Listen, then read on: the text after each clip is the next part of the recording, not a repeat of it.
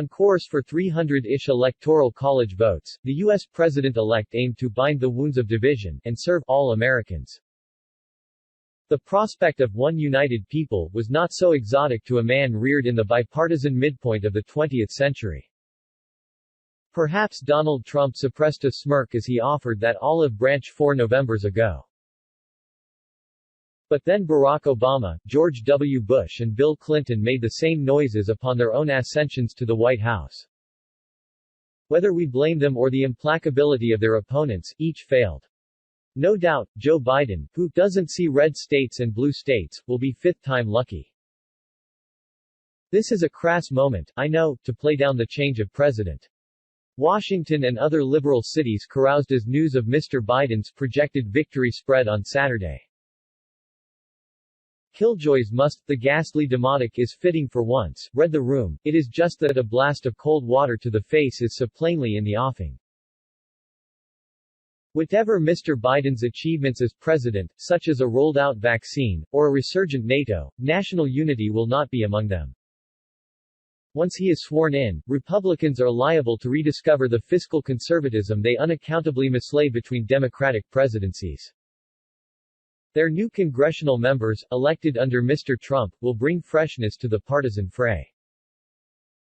A President Biden will be stymied at all turns. His two Democratic predecessors were so tenaciously resisted as to have their legitimacy impugned.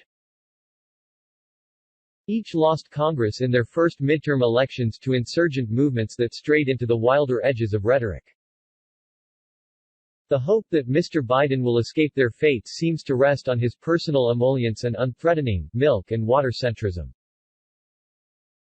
But Mr. Clinton had more of both and Mr. Obama was not wholly lacking in either. It made little difference. Partisanship is in the structure and culture of Washington. It is not a matter of this or that president. This is still a country in which a large minority of Democrats would be unhappy if their child married a Republican. Republicans are only slightly breezier about the inverse. It is one where the victorious running mate, Kamala Harris, can equate her party's win with nothing less than that of science.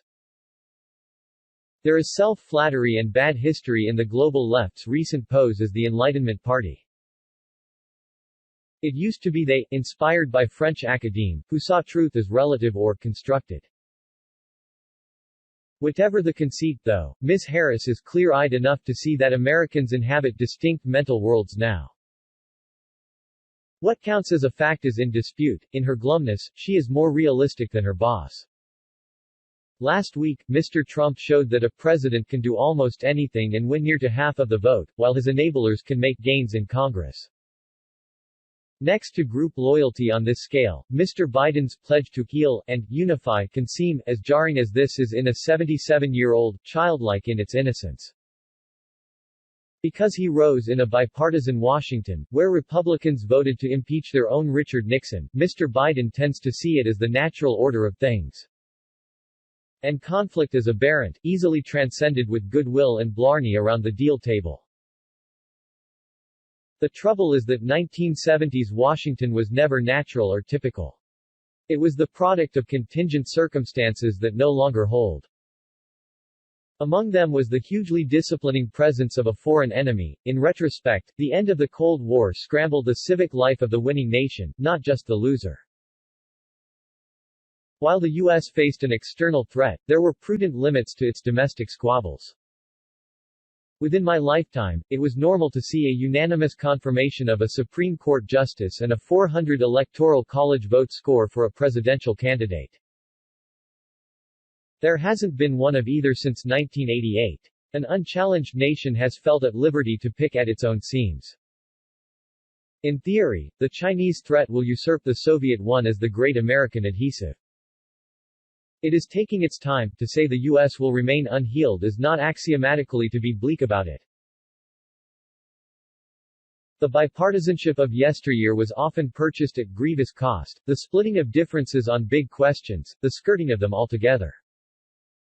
Core to the post-war inter-party truce was a tacit agreement to put off the civil rights issue, for instance.